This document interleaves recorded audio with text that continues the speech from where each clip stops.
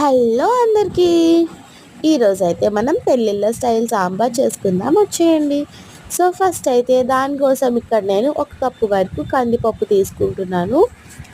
అందులోనే పెద్దగా కట్ చేసుకున్న ఆనియన్స్, పచ్చిమిర్చి, పసుపు ఇవన్నీ వేసుకొని కుక్కర్ మూత పెట్టేసి ఉడికించుకోండి. ఇంకో గిన్నెలో కొంచెం ఆయిల్ వేసుకొని జీలకర్ర, పోపులు, పచ్చిమిరపకాయలు ఇంకా కొంచెం ఆనియన్స్ కూడా వేసుకొని బాగా కలుపుకోండి. కొంచెం కరివేపాకు కూడా వేసుకొని కలుపుకున్న తర్వాత ఇక్కడైతే నేను వెజిటేబుల్స్ వేసుకుంటున్నాను అనమాట. ఇప్పుడు నా దగ్గర ఉన్నవి నేను వేసుకుంటున్నాను. మీ దగ్గర ఏముంటే మీకు ఏం నచ్చితే మీరు వేసుకోవచ్చు. సో నేనైతే ఇక్కడ పెద్దగా కట్ చేసిన వంకాయలు, ములంకాడలు, బెండకాయలు, క్యారెట్స్ అన్నీ వేసుకొని కొంచెం వేగిన తర్వాత కొంచెం ఉప్పు, కారం, పసుపు ఇవన్నీ వేస్తున్నా అనమాట. సో ఇవన్నీ వేసిన తర్వాత మళ్ళీ ఒకసారి బాగా కలుపుకోండి. సో ఇలా నీట్గా కలుపుకున్న తర్వాత ఇది కొంచెం వేగుతాయి అన్నమాట. సో తర్వాత కొంచెం నీరు వేసుకోండి. ఇక్కడ ఉడకడానికి మాత్రమే కొంచెం నీరు వేసి మూత పెట్టేస్తున్నాను.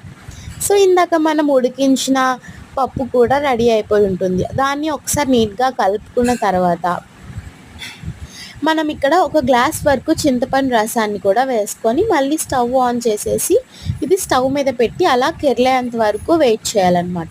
సో ఇలా కెర్లుతున్నది. ఇంకో పక్క మనం ఇందాక ఉడకడానికి పెట్టిన వెజిటేబుల్స్ కూడా రెడీ అయిపోయి ఉంటాయి. సో ఇందాక కెర్లిన పప్పు తీసుకొచ్చి ఇందులోకి వేసేసి బాగా కలుపుకోవాలన్నమాట. సో ఇది ఇలా పొయ్యి మీద పెట్టుతూ ఉండగానే ఇంకో పక్క మనం పోపు రెడీ చేసుకుందాం. సో పోపులోకి మనం ఏమేమి వేస్తామంటే సాధారణంగా జీలకర్ర, వెల్లుల్లిపాయలు, ఎండుమిర్చి ఇవన్నీ కూడా ఆయిల్లో బాగా ఫ్రై చేసుకోండి. కొంచెం కరివేపాకు కూడా.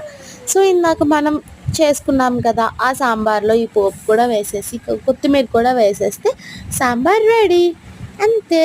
సో ఇక్కడ నేనైతే స్వీట్ వేయట్లేదు, ఇంకొంచెం సాంబార్ పొడి కూడా వేస్తున్నాను అనమాట. So bye.